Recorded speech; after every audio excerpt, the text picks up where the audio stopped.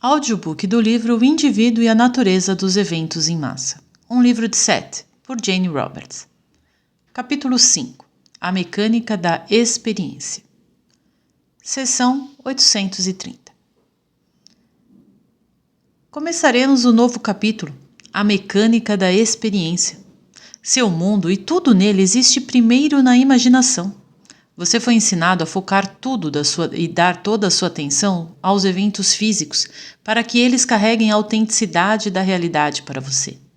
Pensamentos, sentimentos ou crenças parecem ser secundários, subjetivos ou de alguma forma não reais. E eles parecem surgir em resposta a um campo já estabelecido de dados físicos. Você costuma pensar, por exemplo, que seus sentimentos sobre um determinado evento são principalmente reações ao próprio evento. Raramente lhe ocorre que os sentimentos podem ser primários e que o evento em particular foi de alguma forma uma resposta às suas emoções ao invés do contrário. O mais importante, a questão do seu foco é, em grande parte, responsável pela sua interpretação a qualquer evento. Para um exercício, então, imagine por um tempo que o mundo subjetivo de seus pensamentos, sentimentos interiores, imagens e fantasias representem a realidade rochosa, de onde emergem eventos físicos individuais. Olhar no mundo para uma mudança de dentro para fora. Imagine que a experiência física, de alguma forma, a materialização da sua própria realidade subjetiva. Esqueça o que você aprendeu sobre reações e estímulos. Ignore por um tempo tudo o que você tem acreditado e veja seus pensamentos como os eventos reais. Tente parar e ver as ocorrências físicas normais, como o concreto, e veja suas reações físicas no espaço e no tempo aos seus próprios sentimentos e crenças. Pois, de fato, o seu mundo subjetivo causa sua experiência física. Ao intitular este capítulo, usei a palavra mecânica, porque os mecanismos sugerem movimentos suaves, trabalhos tecnológicos, embora o mundo não seja uma máquina.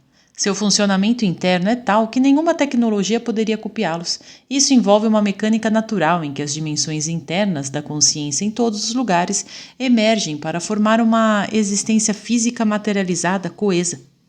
Mais uma vez, suas interpretações de identidade ensinam a focar a consciência de tal forma que você não pode seguir os fios da consciência que o conectam com todas as porções da natureza.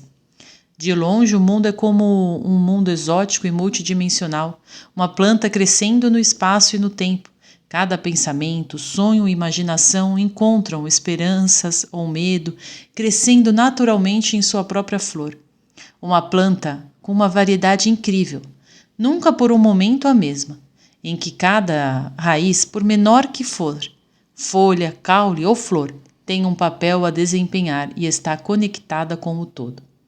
Mesmo aqueles de vocês que concordam intelectualmente, que formam sua própria realidade, acham difícil aceitar emocionalmente em certas áreas, que você é de fato, claro, literalmente hipnotizado. E você é de fato, claro, literalmente hipnotizado, para acreditar que seus sentimentos surgem em respostas a eventos. Seus sentimentos, no entanto, causam os eventos que você percebe. Secundariamente, é claro que você reage a esses eventos. Você foi ensinado que seus sentimentos devem necessariamente ser ligados a acontecimentos físicos específicos. Você pode estar triste porque um parente morreu, por exemplo, ou porque perdeu o emprego, ou porque foi rejeitado por um amante, ou por qualquer número de outras razões aceitas. Disseram a você que seus sentimentos devem ser em resposta a eventos que estão acontecendo ou já aconteceram. Frequentemente, é claro, seus sentimentos acontecem antes do tempo, porque esses sentimentos são as realidades iniciais das quais acontecem os fluxos de eventos. Um parente pode estar prestes a morrer, embora nenhum sinal exterior tenha sido dado. Os sentimentos do parente podem muito bem ser confusos, contendo porções de alívio e tristeza que você pode então perceber, mas o principal eventos são subjetivos. É uma espécie de truque psicológico. Em seu dia, a idade para vir para a percepção de que você de fato forma a sua experiência em seu mundo físico, simplesmente porque o peso da evidência parece estar tão carregado do outro lado por causa de seus hábitos de percepção. A realização é como aquela que vem em um momento ou outro para muitas pessoas no estado de sonho, quando de repente eles acordam ainda no sonho, percebendo em primeiro lugar que estão sonhando e em segundo lugar que estão eles próprios criando o drama vivido. Entender que você cria sua própria realidade requer o mesmo tipo de despertar do estado normal de vigília, pelo menos para muitas pessoas. Claro que esse talento mais do que outros, claro que uns têm mais esse talento do que outros. A realização em si realmente muda as regras do jogo, tanto quanto você está preocupado para aumentar um grau considerável. Há razões pelas quais eu estou mencionando isso agora e não em livros anteriores. De fato, nossos livros seguem seus próprios ritmos, e isso é, de certa forma, uma elaboração adicional sobre a natureza da realidade pessoal. Contanto que você acredite que bons eventos ou os maus são distribuídos por um Deus personificado como recompensa ou punição por suas ações, ou, por outro lado, que os eventos são em grande parte sem sentido, caóticos, nós subjetivos na teia emaranhada de um acidente no mundo darwiniano, então você não pode conscientemente compreender a sua própria criatividade ou desempenhar o papel no universo que você é capaz de jogar, como indivíduos ou como espécie. Em vez disso, você viverá em um mundo onde os eventos acontecem com você, no qual você deve sacrificar aos deuses de um tipo ou de outro, ou ver vocês mesmos como vítimas de uma natureza indiferente. A vida, ainda preservando a integridade física de eventos como você os entende, você deve alterar o foco da sua atenção até certo ponto. Então, para que você comece a perceber as conexões entre sua realidade subjetiva em um determinado momento e aqueles eventos que você percebe a qualquer momento. Você é o iniciador desses eventos. Este reconhecimento envolve, de fato, um novo desempenho por parte da sua própria consciência. Um salto mental e imaginativo que lhe dá controle e direcionamento sobre as conquistas que você sempre executou, embora sem sua percepção consciente. Como mencionado antes, na seção 828, o homem primitivo tinha tal identificação do subjetivo e realidades objetivas. Como espécie, no entanto, você desenvolveu o que quase pode ser chamado de natureza secundária. Um mundo de tecnologia em que você também agora tem a sua existência e estruturas sociais complicadamente dela emergiu. Para desenvolver esse tipo de estrutura, exigiu-se uma divisão entre o subjetivo e mundos objetivos. Agora, porém, é altamente importante que você perceba a sua posição e realize a manipulação da consciência que permitirá que você assuma a verdadeira responsabilidade consciente por suas ações e sua experiência. Você pode acordar do seu estado normal de vigília, e esse é o próximo passo natural para a consciência seguir, para o qual a sua biologia já o equipou. Na verdade, cada pessoa atinge esse reconhecimento de vez em quando. Traz triunfos e desafios também. Naquelas áreas da vida em que você está satisfeito, dê crédito a si mesmo. E nessas áreas onde você não está, lembre-se de que você está envolvido em um processo de aprendizado. Você é ousado o suficiente para aceitar a responsabilidade por suas ações. Vamos olhar mais claramente, no entanto, para as maneiras pelas quais seu mundo privado causa sua experiência diária e como ela se funde com a experiência dos outros. Seção 831. Continuando com o capítulo 5, intitulado como a mecânica da experiência. A religião organizada cometeu muitos erros importantes. Por muitos séculos, o cristianismo forneceu um contexto aceito por grandes porções do mundo conhecido, no qual a experiência poderia ser julgada contra regras muito definidas. Experiência uma vez focada, cinzelada e ainda permitia alguma expressão rica, desde que permanecesse dentro dos limites estabelecidos pelos dogmas religiosos. Se um homem era um pecador, ainda havia um caminho de redenção, e a imortalidade da alma não foi questionada, é claro. Havia então que estabelecer-se regras para quase todos os tipos de encontros sociais e experiências religiosas.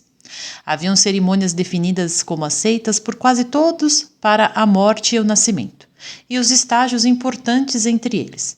A igreja era a autoridade, o indivíduo viveu sua vida quase automaticamente estruturada à experiência pessoal para que ela se encaixe na norma aceita. Dentro desses limites, certos tipos de experiência floresceram e, claro, que outros não. Em sua sociedade não existe tal autoridade. O indivíduo deve fazer o seu próprio caminho através de uma barragem de diferentes sistemas de valores, tomando decisões que eram, em grande parte, impensadas quando um filho seguiu o ofício de seu pai automaticamente. Por exemplo, ou quando os casamentos foram feitos em grande parte por razões econômicas.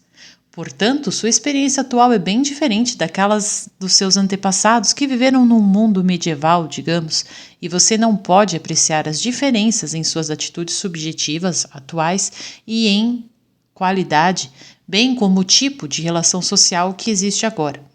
Para todos os seus muitos erros, no seu melhor, o cristianismo proclamou o supremo significado para a vida de cada pessoa.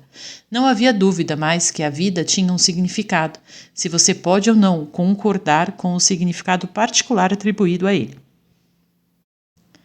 Os sonhos dos homens também eram diferentes naqueles tempos, muito preenchidos mais com imagens metafísicas, por exemplo, mais vivas com santos e demônios, mas em geral existia uma estrutura de crença e todas as experiências foi julgada à sua luz. Agora você tem muito mais decisões para fazer, e em um mundo de crenças conflitantes trazido para sua sala de estar através de jornais e televisões, você deve tentar encontrar o significado da sua vida ou o sentido dela. Você pode pensar em termos de experimentos. Você pode tentar isso ou qualquer outra coisa. Você pode correr de uma religião para outra ou de religião para a ciência ou vice-versa. Isso é verdade de uma forma que era impossível nas massas do povo nos tempos medievais.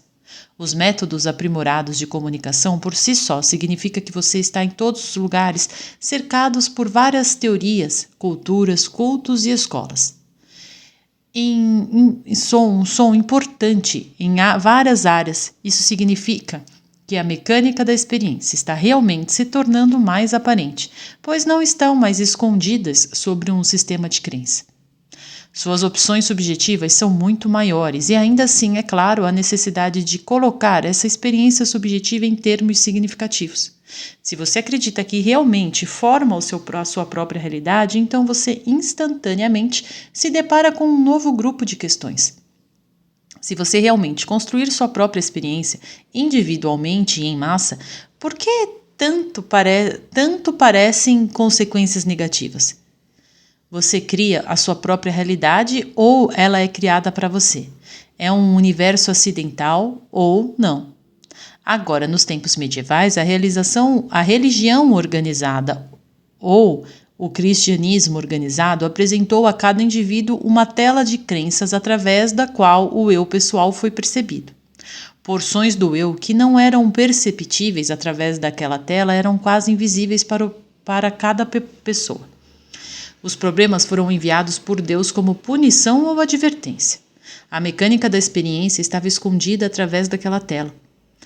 As crenças de Charles Darwin e de Sigmund Freud igualmente se formaram juntas para dar a você uma tela diferente. A experiência aceita e percebida apenas quando é peneirada através dessa tela.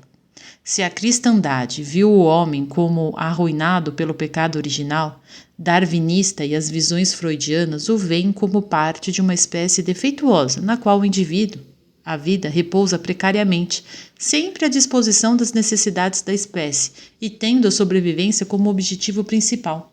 Uma sobrevivência, porém, sem sentido. A grandeza da psique é ignorada. O senso de pertencimento do indivíduo como a natureza corria, pois é à custa da natureza, ao que parece, que ele deve sobreviver. Tanto os maiores sonhos quanto os piores medos de uma pessoa tornam-se o resultado do desequilíbrio glandular ou de neuroses de traumas da infância. No entanto, em meio a essas crenças, cada indivíduo procura encontrar um contexto no qual sua vida tem sentido, um propósito que despertará o eu à ação, um drama em cujo tema as ações privadas terão significado. Existem valores intelectuais e emocionais e algumas vezes existem necessidades de natureza emocional que devem ser atendidas independentemente de julgamentos intelectuais. A Igreja forneceu um drama cósmico, no qual até a vida do pecador tinha valor, mesmo que apenas para mostrar a compaixão de Deus. Em sua sociedade, porém, o psíquico estéril ambiente muitas vezes leva à rebelião. As pessoas tomam medidas para fazer significado e drama em suas vidas, mesmo que intelectualmente elas se recusem a fazer essa conexão. Quando Deus saiu pela janela para grandes massas de pessoas, o destino levou o seu lugar, e sua vontade também foram corroídos. Uma pessoa não pode se orgulhar de sua realização pessoal nem ser culpada pelo seu fracasso, pois, em grande medida, suas características, potencialidades e carências eram vistas como resultado do acaso, da hereditariedade e dos inconscientes mecanismos sobre os quais ele aparentemente tinha pouco controle. O diabo foi subterrâneo, figurativamente falando, de modo que muitos das suas qualidades e características tortuosas foram atribuídas ao inconsciente. O homem era visto como dividido contra si mesmo, uma figura em proa consciente, descansado, inquieto sobre as poderosas arcas da bestialidade inconsciente. Ele acreditava ser programado por sua hereditariedade e ambiente, de modo que parecia que ele deveria estar sempre inconsciente dos seus próprios motivos verdadeiros. Ele não apenas se opôs a isso, mas se viu como parte de um universo mecanicista, indiferente, desprovido de propósito e intenção, e certamente um universo que não se importava nem um pouco com o indivíduo, mas apenas com as espécies. De fato, um mundo estranho. Em muitos aspectos era um mundo novo, pois foi o primeiro em que grandes porções da humanidade acreditavam que era isolada da natureza e de Deus, e no qual nenhuma grandeza era reconhecida como uma característica da alma. De fato, para muitas pessoas, a ideia da alma tornou-se fora de moda, embaraçosa e não atual. Aqui eu uso as palavras alma e psique como sinônimos. Essa psique vem emergindo mais e mais em qualquer disfarce que seja permitido, pois busca expressar sua vitalidade, seu propósito e exuberância, e à medida que procura novos contextos nos quais expressar uma realidade subjetiva que finalmente transborda de crenças estéreis. A psique se expressa através da ação, claro, mas carrega atrás de si o impulso do qual brota a vida e busca o cumprimento do indivíduo. E ele automaticamente tenta produzir um clima social ou civilização que é produtivo e criativo. Ele projeta seus desejos externamente para o mundo físico, buscando, por meio da experiência e contato social, para atualizar seus potenciais e de tal forma que os potenciais dos outros também sejam encorajados. Ela busca concretizar seus sonhos e, quando estes não encontram respostas na sociedade atual, no entanto, terá uma expressão pessoal em uma espécie de religião privada própria. Basicamente, a religião é uma atividade através da qual o homem tenta ver o significado de sua vida. É uma construção baseada em um profundo conhecimento psíquico, não importa qual seja o nome que pode passar, representa a ligação do homem com o universo. Seção 832. Em sua sociedade, geralmente se pensa que uma pessoa deve ter uma vida decente com meios de subsistência, uma família ou outros relacionamentos próximos, boa saúde e um senso de pertencimento, se o indivíduo deseja ser produtivo, feliz ou contente. Melhor programação social, maiores oportunidades de trabalho, planos de saúde ou projetos muitas vezes são considerados os meios que trarão realização às massas. Pouco ou nada é dito sobre a necessidade inata da personalidade de sentir que sua vida tem algum propósito e significado. Pouco se fala sobre o caráter inato da personalidade, desejo de drama, o tipo de drama espiritual interior em que o indivíduo pode se sentir parte de um propósito que é seu e, no entanto, é maior do que ele mesmo. Há uma necessidade dentro do homem de sentir e expressar impulsos heróicos. Dele, verdadeiros instintos o conduzem espontaneamente ao desejo de melhorar a qualidade da sua própria vida e a dos outros. Ele deve se ver como uma força no mundo. Os animais também dramatizam. Eles possuem emoções. Eles se sentem parte do drama das estações.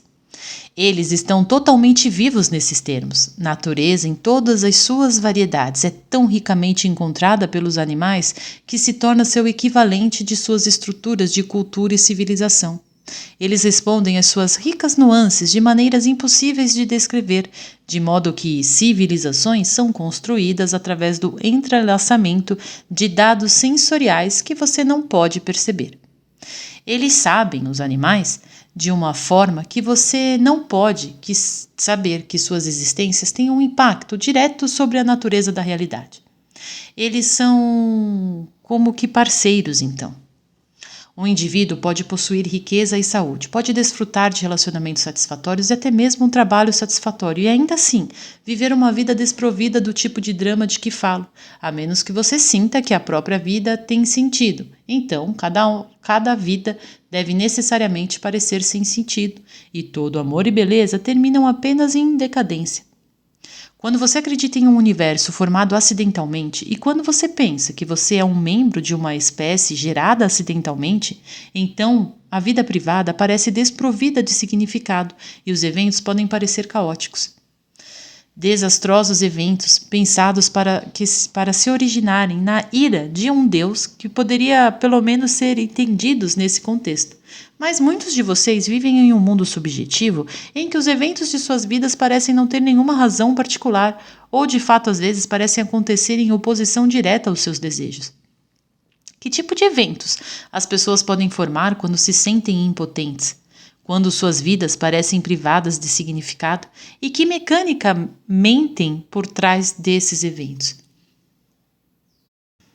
Seção 833. As pessoas morrem por uma causa apenas quando não encontraram nenhuma causa para viver, pela qual viver. E quando parece que o mundo está sem sentido, então algumas pessoas farão um certo tipo de declaração através das circunstâncias relacionadas com suas próprias mortes. Em breve retornaremos à discussão de tais causas e suas relações com o sentimento da pessoa de que a vida tem ou não significado. Por enquanto, considere um ato muito simples. Você quer atravessar a sala e pegar um papel, por exemplo. Esse propósito é simples e direto suficientemente. Ele impulsiona automaticamente seu corpo da maneira adequada, mesmo embora você não esteja consciente dos mecanismos internos envolvidos. Você não imagina a existência de bloqueios ou impedimentos em seu caminho, na forma de móveis adicionais colocados em seu caminho por acidente, destino ou desenho. Você faz um caminho reto, simples na direção correta. O ato tem significado porque é algo que você quer fazer. Existem propósitos não tão fáceis de descrever, no entanto, intenções de uma natureza psicológica, anseios por satisfações não tão facilmente categorizados. O homem experimenta ambições, desejos, gostos e desgostos de uma natureza altamente emocional, e ao mesmo tempo ele tem crenças sobre si mesmo, seus sentimentos e o mundo. Estes são os resultados de um treinamento, pois você usa sua mente como lhe foi ensinada. Uma pessoa pode desejar fama e até possuir certas habilidades que ela ou ele desejam usar, e isso realmente levará a essa reivindicação. Tal pessoa também pode acreditar que fortuna ou fama leva à infelicidade, licenciosidade ou de alguma outra forma traz condições desastrosas. Aqui temos um propósito claro de usar habilidades e receber elogios. Nós também temos outro propósito claro bastante oposto: evitar a fama. Há pessoas que querem filhos e companheiros e têm essas excelentes qualidades que os serviriam bem como pais. Alguns daqueles mesmos indivíduos podem estar convencidos de que o amor é errado, no entanto, ou que o sexo é degradante, ou que as crianças significam o fim da juventude. Tal pessoas podem então acabar rompendo bons relacionamentos com outros do sexo oposto sem motivo aparente, ou forçar a outra parte a romper com eles. Aqui, novamente, temos dois propósitos claros, mas eles se opõem uns aos outros. Aqueles que acreditam no significado último de suas vidas podem suportar tais pressões, e muitas vezes tais dilemas, e outros, como eles, são resolvidos de forma suficientemente adequada. Decepções, conflitos e sentimentos de impotência podem começar a fazer incursões infelizes nas personalidades daqueles que acreditam que a sua própria vida tem pouco significado. Essas pessoas começam a imaginar obstáculos em seus caminhos tão certamente quanto qualquer um que imaginasse que barreiras físicas foram repentinamente colocadas entre eles e uma mesa que eles queriam alcançar no final da sala. Quando você simplesmente quer chegar a um destino no espaço, há mapas para explicar a natureza da Terra e das vias navegáveis. Quando estamos falando do papel psicológico dos destinos, no entanto, há mais a considerar. Mais uma vez, isso evitará que você arranhe outro de novo, porém, ou o que quer que seja. Seu corpo é mobilizado quando você quer se mover. Ele responde à sua intenção e propósito. É o seu ambiente interno privado, psiquicamente falando, que seu psicológico das suas intenções mobilizam instantaneamente suas energias em um nível psíquico. Você tem o que chamarei agora de um corpo de pensamento. E é esse corpo, entre aspas, que constantemente entra em ação com sua intenção. Quando você quer ir ao centro da cidade, sabe que esse destino existe, embora você possa estar a quilômetros de distância. Quando você quer encontrar um companheiro, você assume que existe um parceiro em potencial, embora onde no espaço e tempo que você não sabe. Sua intenção de encontrar um parceiro envia fios de consciência, no entanto, composto de desejo e intenção. Como detetives, estes vasculham o mundo, olhando de uma forma completamente diferente do que um detetive físico. O mundo é sonhado com suas características em mente, buscando alguém com características que melhor se adequem ao seu propósito. E seja qual for o seu propósito, o mesmo procedimento em um nível psíquico está envolvido. A organização de seus pensamentos, crenças e intenções direciona o foco como um Wi-Fi te conecta à internet. Sua realidade física é construída. Isso segue com espontaneidade e ordens impecáveis. Se você acredita na pecaminosidade do mundo, por exemplo, então você pesquisará a partir dos dados dos sentidos normais, daqueles fatos que confirmam a sua crença. Mas além disso, em outros níveis, você também organiza seu mundo mental de tal forma que atrairá para si mesmo eventos que, novamente, confirmarão suas crenças. A morte faz parte de você, assim como o nascimento. Sua importação varia de acordo com o indivíduo, e, de certa forma, a morte é sua última chance de fazer uma declaração de importância em qualquer vida, se você sentir que não foi feita antes. As mortes de algumas pessoas são períodos de silêncio, alguns outros são de pontos de exclamação, para que mais tarde se possa dizer que a morte da pessoa pairava quase como uma importância maior do que a própria vida. Algumas pessoas morrem na adolescência, cheio de possibilidades da vida, ainda meio deslumbrado com a glória da infância e pronto para pisar com alegria no limiar da idade adulta, ou assim parece. Muitos desses jovens preferem morrer nessa hora, onde eles sentem que as possibilidades de realização são intrincadas e infinitas. Muitas vezes são idealistas que, por baixo de tudo, por baixo do entusiasmo, a inteligência e às vezes abaixo da habilidade extraordinária, ainda sinta que a vida não poderia mais do que manchar essas habilidades, amortecer essas habilidades espirituais e obscurecer aquela promessa que nunca poderia ser cumprida. Esta não é a razão para todas essas mortes, de forma alguma, mas há geralmente uma declaração implícita neles para que a morte pareça ter um significado adicional, que faz os pais e contemporâneos questionarem. Tais indivíduos costumam escolher mortes com alto teor dramático, porque, apesar das aparências, eles não foram capazes de expressar os conteúdos dramáticos de suas psiques no mundo como parece ser para eles. Eles transformam suas mortes em lições para outras pessoas, obrigando-as a perguntar perguntas que antes não seriam feitas. Há também declarações em massa do mesmo tipo, pois as pessoas se reúnem para morrer, porém para buscar companhia na morte como fazem na vida. Pessoas que se sentem impotentes e que que não encontram nenhuma causa para viver, podem se unir então e morrer por uma causa que não lhes deu vontade ou razão para viver. Eles vão procurar outros de sua espécie. A mecânica interna das emoções e crenças é complicada, mas estes são indivíduos que sentem que a vida física falhou com eles. Eles são impotentes nas sociedades. Eles pensam em preto e branco e conflitos entre suas emoções e suas crenças sobre suas emoções levam-los a buscar algum tipo de abrigo em um rígido sistema de crença que lhes dará regras para seguir. Tais sistemas levam à formação de cultos e o potencial de membros que procuram um líder que servirá aos seus propósitos tão certo quanto parecem servir a ele, por meio de uma mecânica da qual cada membro é pelo menos um pouco consciente. Seção 834. Como já disse muitas vezes, há conceitos mais difíceis de explicar, principalmente no que diz respeito à natureza da consciência, pois muitas vezes em seu quadro de referência, certos conceitos, bastante válidos, podem parecer contraditórios, de modo que um pareça invalidar o outro. Eu tento afirmar fortemente a singularidade intocada de um indivíduo. Digo também que não há limitações para si mesmo. As duas afirmações podem parecer contraditórias. Quando você é criança, seu senso de identidade não inclui a velhice na experiência habitual.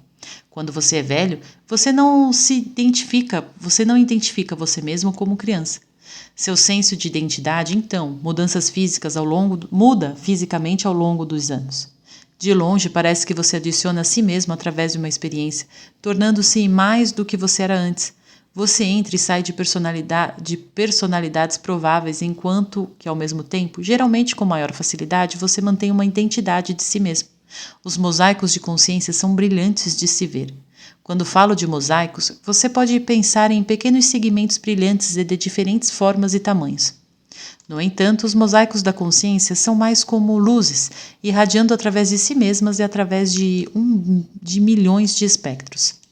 A criança vê imagens mentais antes do nascimento, antes que os olhos estejam abertos. Sua memória, ao que parece, é seu próprio. Ainda assim, eu lhe disse que você tem uma história de outras existências. Você se lembra de outros rostos, mesmo que a mente que você chama de consciente pode-se não reconhecer as imagens daquela profunda memória interior. Muitas vezes deve vesti-las de fantasia. Você é você mesmo. Seu eu está seguro em si mesmo, em sua própria identidade única e suas características, ao encontro da vida e as estações, de uma forma que nunca aconteceu antes e nunca acontecerá novamente. Ainda assim, você é uma versão única do seu eu maior. Você compartilha em certos padrões gerais que são em si mesmos originais. É como se você compartilhasse, digamos, um planeta psicológico, povoado por pessoas que tinham as mesmas raízes, a mesma base de ser, como se você compartilhasse os mesmos continentes, montanhas e oceanos. Em vez disso, você compartilha certos padrões de desenvolvimento, imagens, memórias e desejos. Estes são refletidos em sua vida física e, de uma forma ou de outra, elementos de sua vida são compartilhados da mesma forma. Seus rostos representam tal reconhecimento. Você sempre pensa que seu talento artístico deveria ser suficiente. Você pensa que deveria ser sua paixão consumidora, mas você nunca sentiu que era, pois se fosse, você teria seguido sem desvio. Aqui ele fala para o Robert Budd, a respeito dos rostos que ele pinta em seus quadros. Para você, a pintura tinha que se casar com um tipo mais profundo de compreensão. A pintura era a mesma para ser uma professora, conduzindo você através e além das imagens e de volta a elas novamente. Sua pintura foi feita para trazer você para fora dos recessos do seu ser, o acúmulo do seu conhecimento na forma de imagens, não de pessoas que você pode encontrar agora na rua, mas retratos dos moradores de sua mente. Os residentes da mente são muito reais.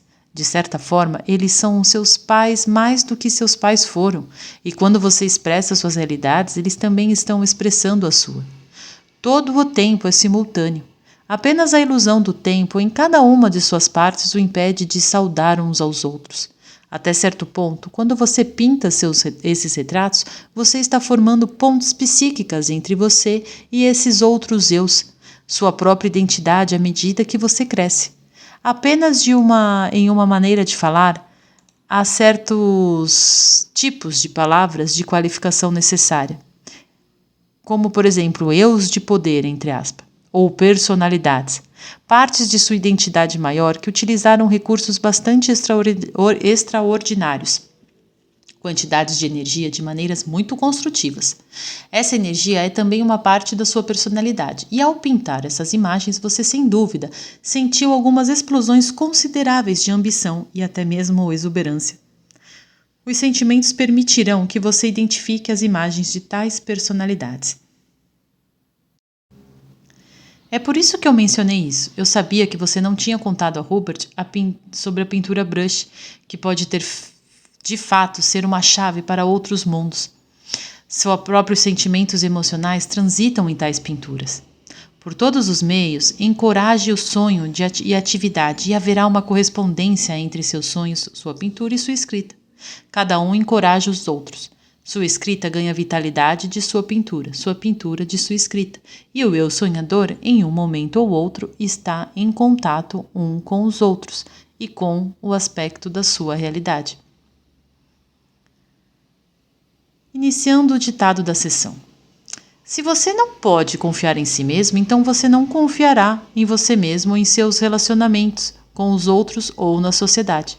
Se você não confiar em si mesmo, terá medo do poder, pois você temerá ser obrigado a usá-lo mal. Você pode então, propositadamente, colocar-se em uma posição de fraqueza, enquanto o tempo todo afirma que você busca a influência. Não compreendendo a si mesmo, você ficará em um dilema, e a mecânica da experiência parecerá misteriosa e caprichosa. Existem certas situações, no entanto, em que essas mecânicas podem ser vistas claramente. Então vamos examinar algumas dessas circunstâncias. Alguns que discuto podem ser exagerados, pois não são condições normais na vida da maioria das pessoas. Sua natureza bastante bizarra, no entanto, lança um holofote gigante sobre intenções, propósitos e propósitos cruzados, que muitas vezes aparecem na vida de homens e mulheres bastante normais. Quando as pessoas estão convencidas de que o eu não é confiável, por qualquer que sejam as razões, ou que o universo não é seguro, então, em vez de se deleitar no uso de suas habilidades, explorando o físico e os ambientes mentais, eles começam a puxar suas realidades para contrair suas habilidades, para supercontrolar seus ambientes. Eles ficam assustados com as pessoas, e as pessoas assustadas não querem liberdade mental ou física. Elas querem abrigo, um conjunto definido de regras. Elas querem ser informadas do que é bom e do que é ruim. Elas se inclinam para padrões de comportamento compulsivos. Elas procuram líderes políticos, científicos ou religiosos que ordenarão suas vidas por eles mesmos. Na próxima parte deste livro discutiremos pessoas que têm medo de si mesmas, então, e os papéis que eles procuram no seu comportamento social privado. Até certo ponto, estaremos discutindo questões fechadas, ambientes, sejam eles mentais ou físicos, nos quais o questionamento se torna um tabu e um perigoso tabu. Tais ambientes podem ser privados, como no caso de pessoas com que geralmente são chamadas de transtornos mentais, ou podem ser compartilhadas por muitos, como por exemplo uma paranoia em massa.